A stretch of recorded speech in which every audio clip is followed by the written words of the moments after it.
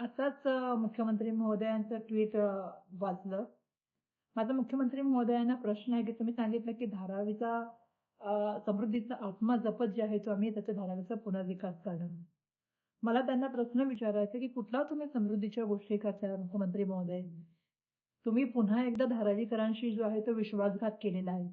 आणि दुसरं मला आणखीन एक गोष्ट सांगायची, की तुम्ही कायद्याला किती बगल देतात आणि कोणासाठी हे चाललेलं आहे? हा धारावीकरांचा विकास नाहीये. हे सगळे कायद्याची बगल जे चाललेली आहे ती अदानींसाठी चाललेली आहे, हे मला या ठिकाणी सांगायला हवं. आणि ज्या तऱ्हेने तुम्ही आज प्रेसच्या माध्यमातून बोलला आहात, तुम्हाला माझे काही प्रश्न आहेत. सगळ्यात महत्त्वाचा प्रश्न आहे, की धारावीचा जो आहे सर्व्हे, तो अजून सर्व्हे झालेला नाही. आणि सर्व्हे झालेला नसताना तुम्ही अशा तऱ्हेने जे आहे, तो त्याचा मास्टर प्लॅन कशा तऱ्हेने पूर्ण करू शकता? असा कुठला मास्टर प्लॅन असू शकतो का, जो लोकांशी चर्चा न करता, लोकांना विश्वासात न घेता असा असू शकतो? मला या ठिकाणी काही गोष्टी सांगायला पाहिजे, की आज या मास्टर प्लॅनच्या माध्यमातून ही जमीन तुम्ही जी देणार आहात, ती कुठे देणार आहात? पात्रतेसंदर्भात काय आहे? काय निकष असणार आहेत?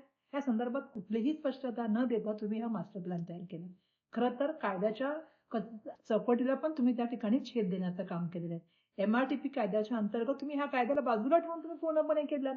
कुठलाही मास्टर प्लॅन जेव्हा बनवला जातो, तेव्हा तो मास्टर प्लॅन हा लोकांसमोर आणला जातो, त्याच्यावरती चर्चा घेतली जाते आणि त्याच्यानंतर हा मास्टर प्लॅन जो आहे तो त्या ठिकाणी मंजूर केला जातो. परंतु असं कुठेही न करता आपण सांगताय मोठ्या प्रेस नोटमध्ये, की आम्ही लघु उद्योगांना करणार. किती उद्योगांशी तुम्ही त्या ठिकाणी चर्चा केली? किती उद्योगाच्या समूहाशी तुम्ही त्या ठिकाणी बोललात? तुम्ही एकातरी उद्योगाच्या समूहाशी बोललात का? फक्त एका व्यक्तीला मदत करण्यासाठी डेव्हलपमेंट चाललेली आहे. आणि हे धारावीकरांचं डेव्हलपमेंट मॉडेल नाहीये. हे अदानीचं विनाश मॉडेल आहे, ज्याच्यामध्ये आमच्या लोकांना तुम्ही बाहेर पाठवण्याचं याच्यामागे एक मोठं षडयंत्र करत आहात.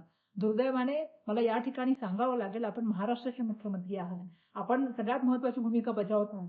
पण आपल्या माध्यमातून धारावीकरांचं संरक्षण होण्यापेक्षा अदानींचं संरक्षण करण्याचं काम चाललेलं आहे. कुठल्याही तऱ्हेच्या लोकांशी चर्चा न करता, कुठल्याही विकासाची लोकांना माहिती नसताना, सर्व्हे पूर्ण झालेला नसताना, एमआरटीपी कायद्याला बगल देत असताना तुम्ही ही गोष्ट करत आहात, हे मला वाटतं कायद्यानुसार चुकीचं आहे. आणि म्हणून येणाऱ्या काळामध्ये हा आवाज जो आहे, हा लोकांचा आवाज तुम्हाला ऐकावा लागेल. रस्त्याला जनसामान्य माणसं बसतील आणि घराच्या रडामध्ये सामील होऊन तुमच्या विरोधात उभे राहतील.